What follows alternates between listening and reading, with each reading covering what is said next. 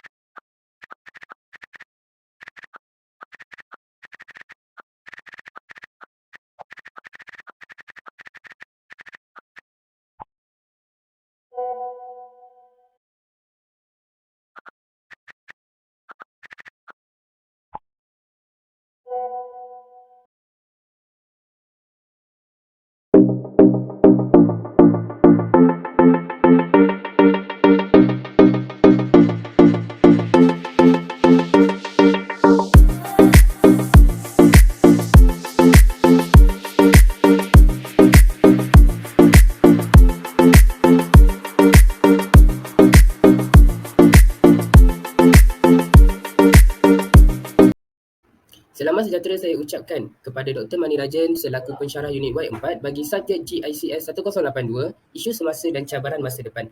Pada hari ini, kami daripada kumpulan 3 yang terdiri daripada 3 orang ahli iaitu saya sendiri, Muhammad Alif Iqbal bin Muhammad Effendi bersama 2 orang kawan saya lagi iaitu Syarini anak perempuan Haridas dan Siti Nur Ali Atirah binti Cik Mahmud.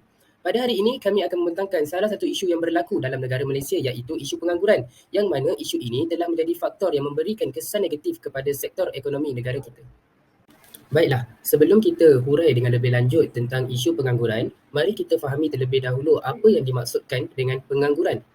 Jadi, walaupun perkataan pengangguran ini seakan-akan berbunyi seperti buah anggur, tetapi bukan itu yang dimaksudkan. Yang dimaksudkan dengan pengangguran ialah suatu keadaan tiada pekerjaan di mana seseorang mahu bekerja tetapi tidak berpeluang mendapatkan sebarang pekerjaan. Sebagai contohnya, apabila seseorang itu ingin memohon pekerjaan untuk mendapatkan pendapatan, dia tidak berjaya untuk mendapatkan pekerjaan tersebut kerana tiada kekosongan jawatan dalam pekerjaan yang dimohon. Jadi bagi mereka yang tidak bekerja, mereka digelar sebagai penganggur. Jadi itulah yang dimaksudkan dengan pengangguran. Baiklah, jadi ini merupakan statistik pengangguran di Malaysia. Jadi dapat kita lihat pada tahun 2020, kadar pengangguran dilihat meningkat. Manakala pada tahun 2021, kadar pengangguran di Malaysia telah mencatat penurunan sebanyak 1%, iaitu daripada 49% turun kepada 48%. Jadi pada tahun 2020, sektor ekonomi negara kita berada pada tahap yang agak kritikal kerana isu pengangguran ini telah menyebabkan beberapa kesan negatif kepada sektor ekonomi negara kita. Antaranya ialah mengurangkan keluaran negara. Apabila terdapat ramai sangat penganggur dalam negara kita, maka secara tidak langsung jumlah produk keluaran negara akan berkurang lalu menyebabkan pendapatan negara juga semakin berkurang. Jadi dapat kita lihat bahawa isu pengangguran ini sedikit sebanyak telah menyebabkan kesan-kesan negatif kepada sektor ekonomi negara kita.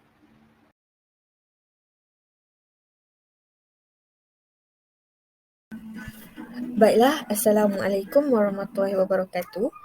Saya telah membuat beberapa kajian tentang isu pengangguran di negara kita ini dan saya mendapati kedatangan parti telah menutup peluang pekerjaan kepada rakyat tempatan.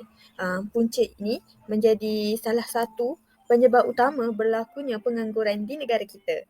Kedatangan parti ini sememangnya telah banyak berlaku khususnya di negara kita. Banyak kita lihat di media massa, di keratan-keratan akhbar tentang kedatangan parti tanpa izin ini.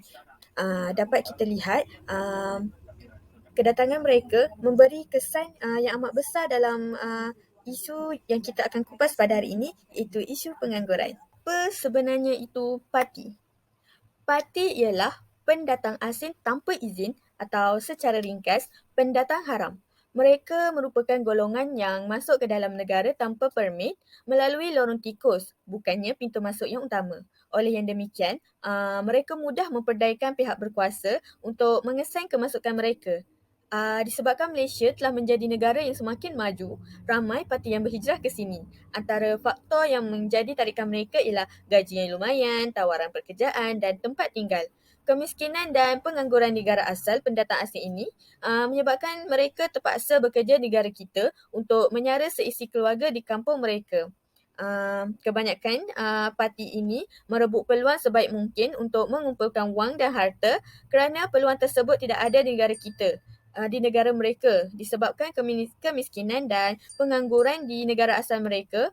Pekerja asing ini rela bekerja apa sahaja di negara kita, tidak kira berapa wang yang dibayar kerana di negara mereka tidak mempunyai pekerjaan. Walaupun di sini mereka terpaksa bekerja membanting tulang, diperlakukan sangat hina dan kadang-kadang dianiaya serta diperkosa.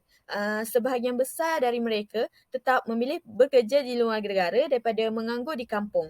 Dapat kita lihat sekarang, majikan lebih banyak mengambil golongan parti ini walaupun mereka tiada permit yang sah. Majikan tempatan suka menggaji mereka disebabkan gaji mereka lebih rendah berbanding dengan pekerja tempatan.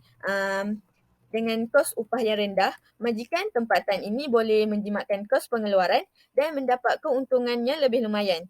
Sebaliknya, pekerja tempatan iaitu warga negara kita sendiri meminta gaji yang tinggi dan kebajikan untuk melindungi mereka menyebabkan majikan tempatan ini perlu membelanjakan sejumlah wang untuk perbelanjaan bagi kepentingan pekerja dan mengurangkan keuntungan majikan. Maksudnya, majikan ni lebih suka ambil pekerja-pekerja asing tanpa izin ni sebab gaji mereka lebih murah berbanding permintaan pekerja tempatan kita yang meminta gaji yang lebih tinggi. Maka, ini dapat mengurangkan kos kepada majikan dan majikan dapat mengauk keuntungan yang lebih tinggi. Implikasi daripada kedatangan parti ini dapat menjejaskan pertumbuhan ekonomi tempatan kerana golongan muda atau pekerja separuh mahir dalam negara kita ditindas hanya disebabkan syarikat-syarikat lebih gemar menggunakan pekerja asing berbanding pekerja tempatan. Hal ini amat tepat dengan peribahasa yang berbunyi, kera di hutan disusukan, anak di rumah kelaparan. Kebanjiran pendatang asing tanpa izin ini juga menyebabkan peluang pekerjaan dalam pelbagai sektor, khususnya sektor pembuatan, dimonopoli oleh pendatang tersebut. Tidak dinafikan, migrasi pendatang asing di negara kita ini adalah berpunca daripada kurang peluang pekerjaan di negara mereka. Kesanggupan mereka untuk bekerja di negara ini terbukti apabila banyak sektor pembinaan yang mensasarkan menawarkan mereka pekerjaan sebagai buruh binaan yang memenatkan. Walaupun begitu, seperti peribahasa, alah bisa tegal biasa. Kesusahan tersebut tidak menghalang mereka untuk terus bekerja. Tidak sama seperti rakyat negara ini yang tidak tahan dengan pekerjaan berat. Maka mereka tidak suka untuk memilih pekerjaan yang menyebabkan mereka membanting tulang yang kuat. Mereka inginkan kerja yang lebih ringan, menjadikan pekerja asing ini mengambil kesempatan atas peluang yang ditolak oleh warga negara kita. Penglibatan pendatang asing yang tidak terkawal akan mengurangkan peluang buruh kepada penduduk tempatan.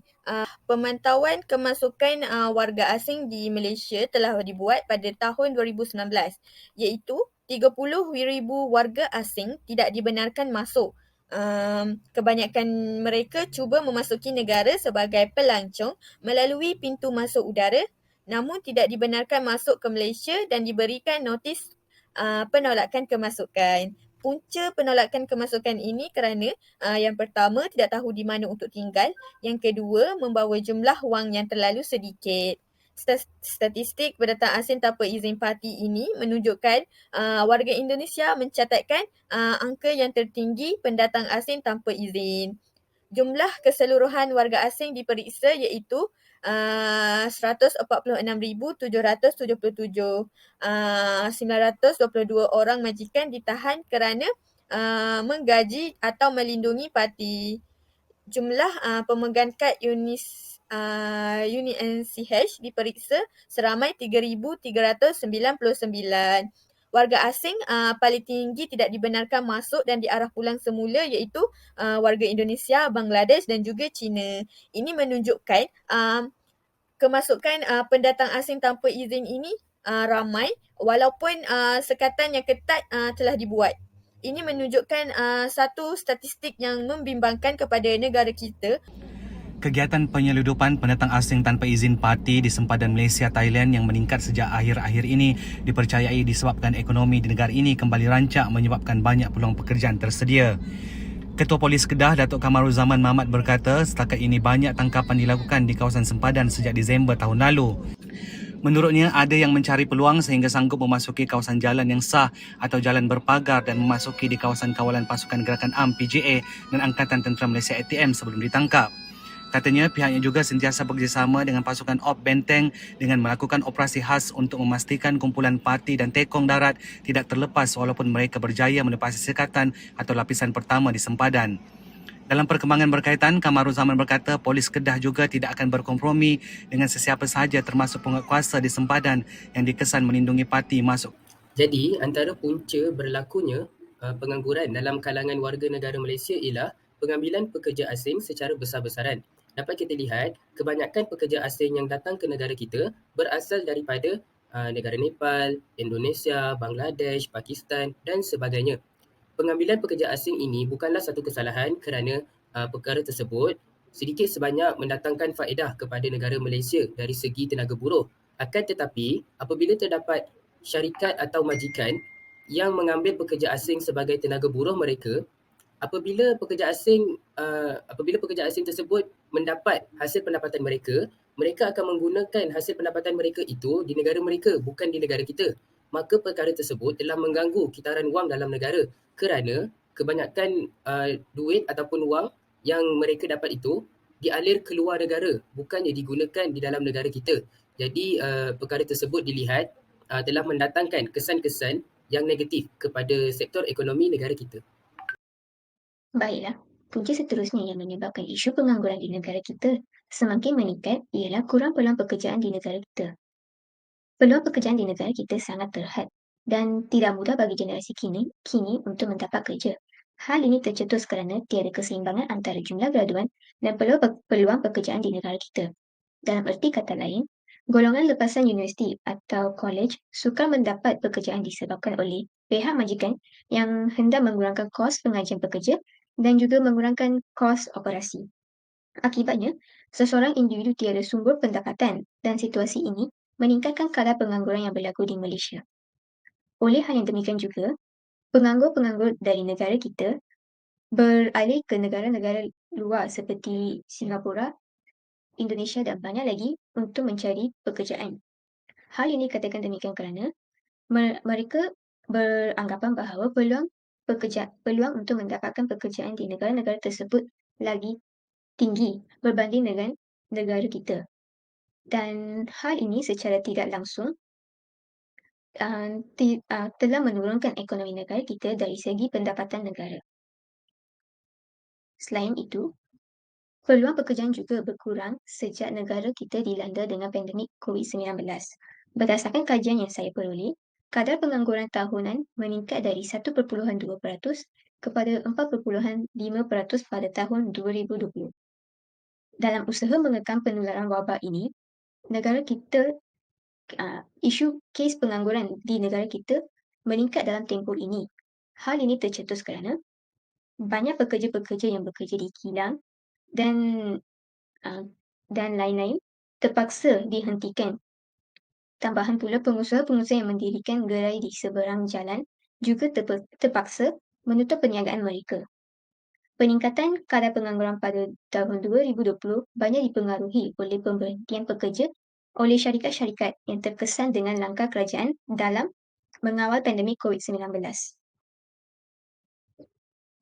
Sebagai contoh, pelaksanaan Perintah Kawalan Pergerakan yang bermula pada bulan Mac 2020 telah menyebabkan banyak syarikat tidak dapat beroperasi seperti biasa dan menyebabkan peningkatan dalam pemberhentian pekerja.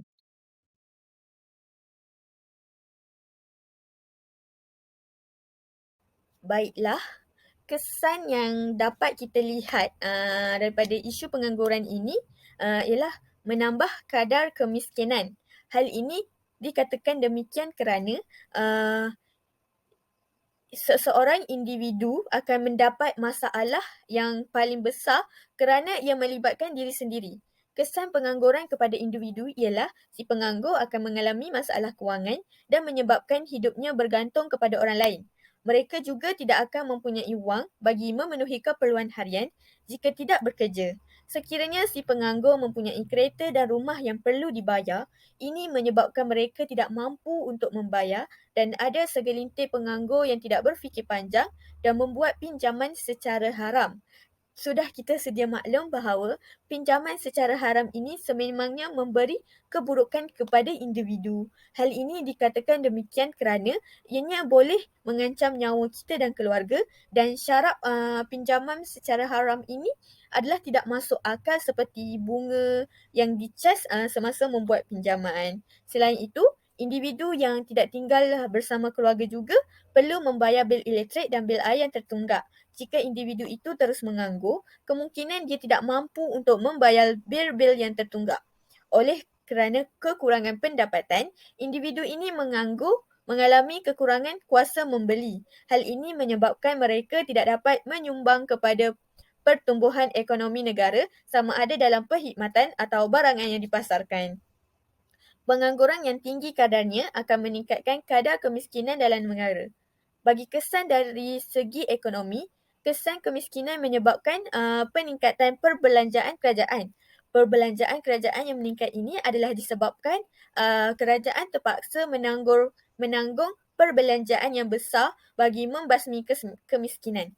Perbelanjaan yang besar ini seterusnya akan menyebabkan aktiviti pembangunan yang lain terjejas kerana telah dibelanjakan bagi menampung kos program-program perbasmian kemiskinan.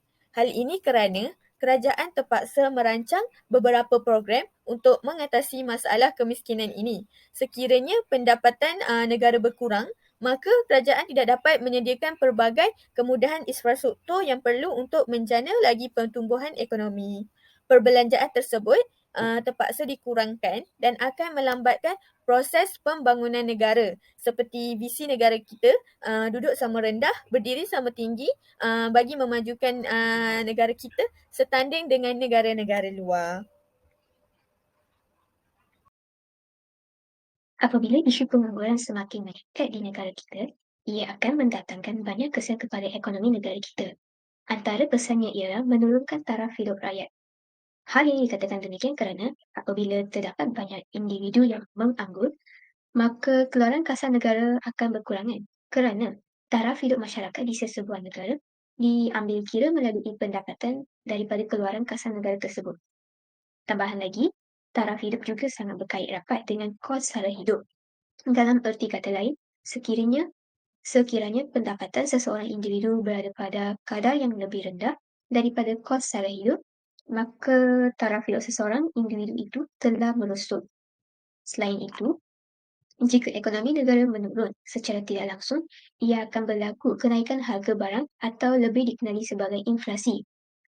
Oleh hal yang demikian, keluarga yang tidak mempunyai pendapatan yang stabil boleh menjejaskan kehidupan harian mereka atau taraf hidup mereka. Kerana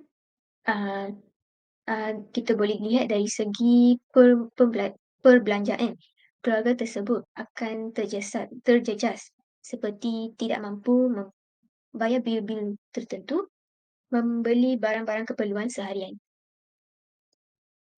Jadi, apabila terdapat ramai sangat penganggur dalam negara kita, maka secara tidak langsung, perkara tersebut akan memberikan kesan negatif kepada sektor ekonomi kita, di mana ia akan mengurangkan keluaran negara. Hal ini dikatakan demikian kerana apabila kadar pengangguran dalam negara semakin meningkat, hasil keluaran negara akan berkurangan. Apabila hasil keluaran negara berkurangan, produk ataupun hasil barangan tidak dapat dieksport ke luar negara. Apabila perkara tersebut berlaku, jumlah pendapatan negara akan semakin berkurang lalu menjejaskan sektor ekonomi negara kita.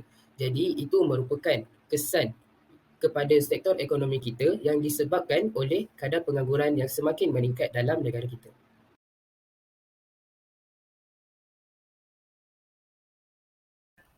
Baiklah, antara langkah yang dapat dibuat untuk membasmi isu pengangguran ini adalah dengan menarik modal asing di negara kita. Sejak negara kita menikmati arus kemerdekaan, kita dapat menyaksikan kemasukan pelabur-pelabur asing dalam merangsang ekonomi negara kita. Ia merupakan nadi utama dalam pendapatan negara kerana ia adalah batu loncatan untuk negara kita dalam mencapai kemajuan seiring dengan negara maju yang lain. Dalam usaha mengatasi ekonomi negara yang merudum, kerajaan telah menghantar rombongan perdagangan ke luar negara untuk menarik lebih banyak modal asing ke Malaysia. Rombongan ini cuba mengiklankan kelebihan negara jika pemodal asing itu sanggup menanam modal mereka di negara ini. Malah, kerajaan telah cuba menjalankan beberapa projek mega untuk memastikan ekonomi negara berjalan rancak semula. Contohnya, projek pembangunan Johor Selatan dan kereta api laju Kuala Lumpur Singapura dijangka mampu meninggikan pertumbuhan ekonomi negara selain mengurangkan pelbagai cukai. Usaha menarik banyak modal asing untuk melakukan projek di negara kita ini bertujuan untuk membuka lebih banyak peluang pekerjaan kepada masyarakat tempatan, khususnya pakar tenaga kerja profesional. Kementerian juga memperkenalkan pakej insentif baharu bagi menggalakkan pelaburan langsung asing seperti pakej pengecualian cukai istimewa bagi menggalakkan syarikat asing memindah operasinya ke Malaysia dan menjadikan Malaysia sebagai pusat rangkaian bekalan antarabangsa. Untuk itu, syarikat baharu berkenaan akan menikmati kadar cukai 0% selama 10 tahun untuk pelaburan baharu dalam sektor pembuatan dengan pelaburan modal antara 300 hingga 500 juta. Mereka juga menikmati kadar cukai 0% selama 15 tahun untuk pelaburan baharu dalam sektor perbuatan dengan pelaburan modal melebihi 500 juta. Kerajaan juga memberikan 100% allowance cukai pelaburan selama 5 tahun untuk pelaburan modal melebihi 300 juta bagi syarikat sedia ada di Malaysia. Kepentingan kemasukan modal asing ini bagi memperbanyakkan projek-projek di negara kita. Maka, wujudlah pelbagai peluang pekerjaan yang dapat menarik minat warga negara kita dan memberi mereka peluang pekerjaan baru khususnya tenaga pakar yang mahir dan cerdik dalam kalangan graduan-graduan di negara kita. Dapat kita lihat daripada keratan akhbar ini di mana syarikat asing mampu sedia banyak kerja profesional dalam negara kita. Hal ini dikatakan demikian kerana melalui projek-projek mega yang diadakan, maka mereka akan mencari warga negara kita untuk melakukan kerja-kerja profesional seperti jurutera, arkitek dan sebagainya. Hal ini boleh membuka peluang kepada ramai khususnya graduan-graduan yang masih lagi tidak mempunyai kerja. Oleh yang demikian, syarikat asing ini memberi satu kepentingan dalam menangani isu pengangguran di negara kita untuk memberi lebih banyak peluang pekerjaan kepada warga negara. Terdapat beberapa langkah yang telah diambil oleh kerajaan dalam menangani isu pengangguran ini. Antaranya ialah memahirkan belia melalui Institut Kemahiran dan Teknologi Maklumat Komunikasi. Kerajaan telah mewujudkan pelbagai program untuk memahirkan golongan belia dalam pelbagai bidang melalui Institut Kemahiran bagi melatih golongan belia dalam kemahiran kejuruteraan, kemahiran pembangunan, kemahiran permotoran dan lain-lain. Sebagai contoh, kerajaan telah membina Institut Kemahiran Belia Negara, Institut Kemahiran Belia Tinggi Negara, College Vocational dan Institut Kemahiran MARA. Kesemua institut ini akan dapat melahirkan lebih ramai golongan belia yang berkemahiran tinggi dalam kerja-kerja teknikal. dan teknologi. Usaha ini akan dapat mengisi kekosongan jawatan dalam pelbagai projek di bawah pakej rangsangan ekonomi negara. Khusus selain itu, kerajaan juga menawarkan kursus dalam talian yang dijalankan oleh Perkeso, Perbadanan Ekonomi Digital Malaysia yang bekerjasama untuk membantu meningkatkan kemahiran dan menyusun semula bakat-bakat masyarakat tempatan dalam yang berkemahiran digital. Dengan adanya kemahiran dan bakat sedemikian, golongan belia juga boleh membuat perusahaan kecil yang berkaitan dengan kemahiran yang dipelajari dan membangunkan perusahaan mereka. Dengan ini, mereka dapat mengembangkan sektor perindustrian dalam negara kita dan juga secara tidak langsung dapat menarik perhatian pelabur-pelabur negara asing dan datang melabur ke negara kita. Hal ini secara langsung dapat meningkatkan ekonomi negara kita dan dari pendapatan negara kita. Seterusnya, kerajaan juga telah mewujudkan satu sistem atau program iaitu Malaysia Short Term Employment Program atau dikenali sebagai MyStep. Program ini merupakan inisiatif kerajaan yang menyediakan peluang pekerjaan jangka pendek di pelbagai kementerian, sektor kementerian, agensi kerajaan, syarikat berkaitan kerajaan, syarikat pelaburan berkaitan kerajaan dan banyak lagi. Program MyStep ini disediakan khusus buat warga negara Malaysia yang berumur 18 tahun ke atas daripada pelbagai latar belakang akademik. Dalam usaha, kerajaan membuka lebih banyak peluang pekerjaan dan memberikan peluang pengalaman kerja bagi meningkatkan kebolehpasaran mereka. Baiklah, berdasarkan maklumat yang saya perolehi, seramai 63,221 pencari kerja telah ditawarkan pekerjaan melalui program MyStep ini. Menurut Menteri Kewangan Datuk Seri Tengku Zafrul Tengku Abdul Aziz berkata bahawa daripada jumlah itu, seramai 41,680 orang pekerja telah ditempatkan di sektor awam, manakala 21,541 orang pekerja pula ditempatkan di syarikat berkaitan kerajaan iaitu Government Linked Companies. Beliau juga berkata bahawa pekerja-pekerja berkenaan ditempatkan di pelbagai kementerian dan agensi seperti Kementerian Kewangan, Kementerian Pengajian Tinggi, Suruhanjaya Perkhidmatan Awam dan Suruhan Pencegah Rasuah Malaysia. Pada tahun lalu, program MyStep ini telah berjaya mencapai sasaran keseluruhan 50,000.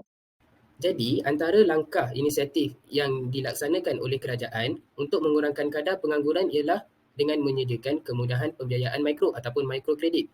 Apabila ramai penganggur tidak mempunyai sebarang pekerjaan tetap, salah satu perkara ataupun aktiviti yang mereka boleh lakukan ialah membuka perniagaan. Jadi apabila mereka ingin membuka sesuatu perniagaan, mereka pasti memerlukan modal. Untuk itu, antara kelebihan pembiayaan mikro ataupun mikrokredit ini ialah syarat kelayakan yang longgar. Sebagai contohnya, permohonan untuk Maybank Mikro hanya memerlukan lesen perniagaan yang sah dan tidak meletakkan sebarang syarat pendapatan terhadap peminjam. Antara kelebihan yang lain pula ialah secara amnya cagaran dan penjamin adalah tidak diperlukan. Kelulusan pinjaman pada masa yang singkat dan pengeluaran pinjaman adalah antara 1 hingga 10 hari bekerja. Dan yang terakhir ialah dokumentasi yang minimum seperti kad pengenalan, slip bayaran, bil utility, borang pendaftaran perniagaan, lesen dan permit. Jadi secara ringkasnya, dengan kemudahan pembiayaan mikro ataupun kebaikan mikrokredit ini, sesiapa sahaja boleh membuka perniagaan.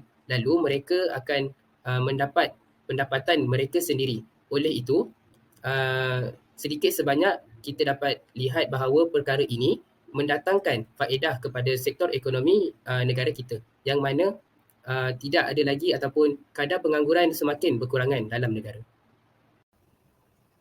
Baiklah, sebenarnya bukan negara kita sahaja yang berdepan dengan isu pengangguran ini. Malah isu pengangguran ini telah terkenal di seluruh dunia. Forum Ekonomi Sedunia WEF melaporkan kadar pengangguran terutamanya membabitkan golongan muda di peringkat global berada di tahap membimbangkan tak kala pandemik COVID-19 masih lagi belum reda. Ia apabila kadar pengangguran golongan muda meningkat 8.7% pada tahun 2020 berbanding 3.7% yang melibatkan golongan dewasa. Pertumbuhan Buruh Antarabangsa ILO pula menegaskan sekiranya tiada langkah wajar yang dilakukan dalam mengekang wabak itu, ia akan terus memberi impak kepada peluang pekerjaan golongan remaja selama berdekad lamanya. Menurut ILO, impak ekonomi yang wujud di peringkat global pada tahun 2020 adalah jauh lebih teruk daripada yang dilihat pada tahun 2009, susulan krisis kewangan global. Kesannya telah dirasai di seluruh dunia. Pada bulan April 2020, Amerika Syarikat misalnya mengalami kadar pengangguran tertinggi iaitu 14.8% sejak ia mula direkodkan. Golongan remaja hari ini sudah menanggung impak krisis kewangan selama 1 dekad, sistem pendidikan yang ketinggalan zaman dan krisis iklim yang teruk. Memetik laporan daripada Risiko Global 2021 WEF iaitu Forum Ekonomi Sedunia. Baiklah, WEF telah mencadangkan beberapa cara untuk mengatasi isu pengangguran ini. Yang pertama, mengutamakan polisi laksanakan bantuan pemulihan. Penyelesaian isu ini memerlukan pemahaman teliti pelbagai kumpulan masyarakat. Polisi one size fits all tidak sesuai dalam perancangan pemulihan melibatkan prospek pekerjaan golongan muda. Hal ini memerlukan inisiatif berteraskan polisi dan intervensi untuk membantu mereka. Yang kedua, menggalakkan penciptaan pekerjaan iaitu merangsang pekerjaan dan keusahawanan baru yang mana memfokuskan kepada orang muda yang paling rentang dan memastikan mereka bekerja. Yang ketiga, pengekalan pendidikan dan latihan. Iaitu memastikan lebih ramai anak muda belajar dan dilatih untuk mengisi jurang kemahiran yang mungkin timbul akibat pandemik. Yang terakhir, program kemasukan semula. Golongan muda yang kehilangan pekerjaan perlu disokong melalui perkhidmatan pekerjaan, skim keusahawanan dan program yang mensasarkan penyertaan semula. Cadangan-cadangan ini memberi kepentingan khususnya kepada golongan muda yang menganggur untuk mencari dan mendapatkan semula pekerjaan mereka.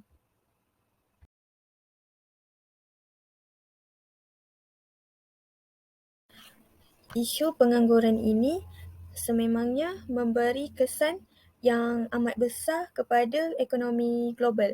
Hal ini dikatakan demikian kerana apabila adanya pengangguran, maka berlakunya kadar kemiskinan.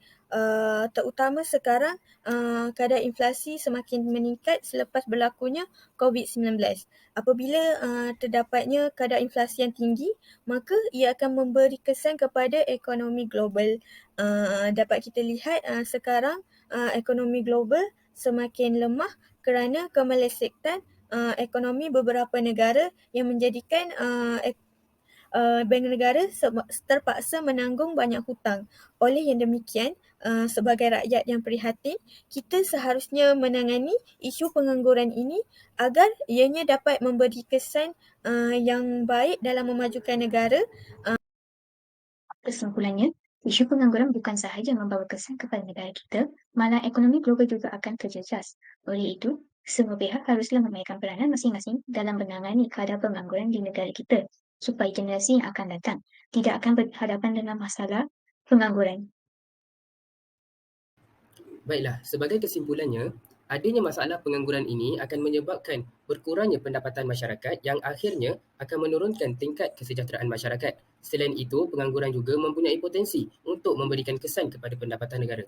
Oleh itu, kita sebagai warga negara Malaysia perlu membanting tulang bersama-sama mencari solusi untuk menurunkan kadar pengangguran dalam negara supaya ekonomi negara kita berada dalam keadaan stabil dan terkawal. Baiklah, itu sahaja daripada kami.